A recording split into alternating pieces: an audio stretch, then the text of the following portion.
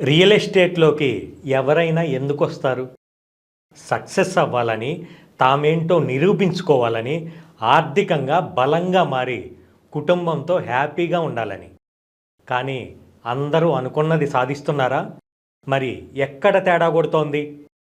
Real ఎస్టేట్లో మీరు గెలవాలంటే ముందు సేల్ అవ్వాలి. సేల్ అవ్వాలంటే కస్టమర్ మిమ్మల్ని నమ్మాలి. ఆ నమ్మకం కలగాలంటే ముందు మన వెంచర్ మీద, మన కంపెనీ మీద మీకు ప్రాణం ఉండాలి.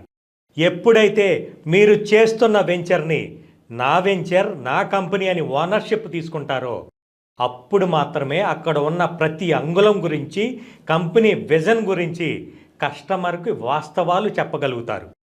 చాలామంది ఎన్ని సైట్ విజిట్లు చేసినా ఫెయిల్ అవుతుంటారు. దానికి కారణం సైట్లోనో లొకేషన్లోనో ప్రాబ్లం ఉండటం కాదు, కస్టమర్తో మాట ఎక్కడ మొదలు పెట్టాలో, డీల్ ఎక్కడ ముగించాలో తెలియకపోవటమే.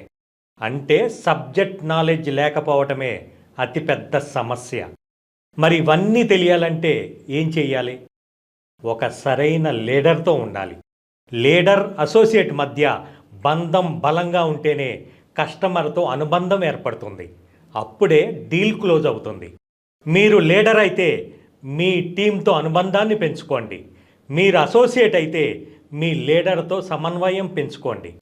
గుర్తుంచుకోండి, రిలేషన్షిప్ బాగుంటేనే రియల్ ఎస్టేట్లో మీరు ఒక లెజెండ్ అవుతారు. కలిసి నడుద్దాం, చరిత్ర సృష్టిద్దాం.